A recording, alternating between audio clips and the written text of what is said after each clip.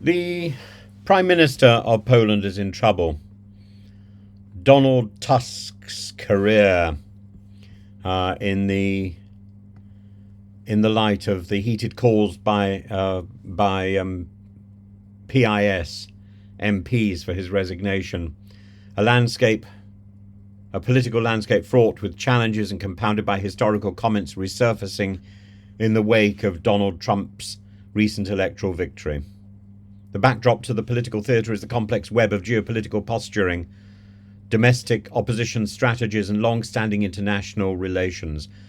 The PIS MPs, led vocally by Rafał Bochenek and Jan Kanhak, have pointed to Tusk's past critiques of Trump and comments suggesting Trump's pro-Russian tendencies as undermining Poland's diplomatic position with the newly elected US president.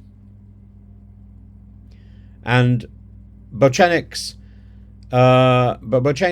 has emphasized Tusk's reluctance to retract or clarify these remarks, positioning it as a failure of diplomatic tact that jeopardizes Poland's standing. The repeated refrain of "one Donald is more than enough," initially used by Tusk in a somewhat flippant pre-2016 context, has resurfaced with renewed bite as PIS attempts to frame Tusk's past rhetoric as an impediment to strong US-Polish relations.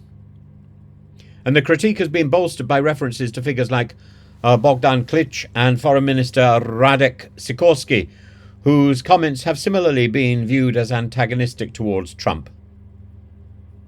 Kantak's invocation of Anne Applebaum's comparisons of Trump to historical authoritarian figures only intensifies the narrative PIS seeks to publish, that Tusk and his coalition partners are ideologically misaligned with the United States' current administration and therefore ineffective stewards of Polish foreign policy.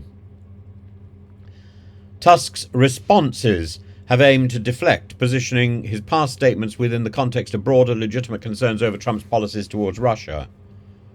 And Tusk argues that his apprehensions were grounded in Trump's visible inclinations and statements during his presidency, presenting his analysis as not merely partisan but rooted in factual observation.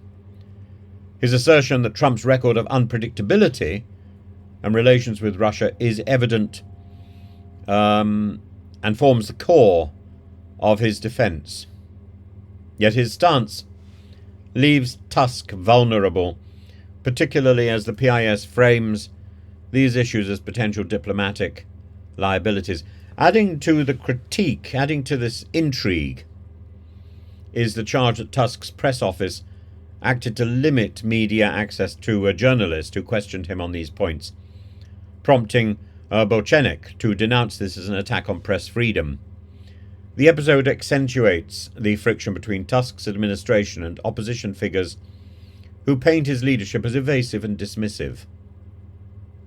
Tusk, however, remains confident in distancing himself from the allegations of undermining national interests, and he stressed that leadership decisions will align with Polish sovereignty rather than succumbing to external preferences, subtly challenging the PIS narrative that intertwines US electoral results with Poland's governance.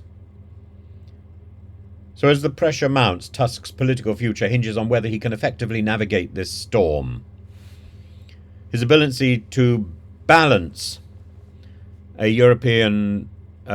commitment to European liberalism, maintain strong international alliances, and defend himself against accusations of undermining strategic relationships will determine if he emerges resilient or increasingly marginalized.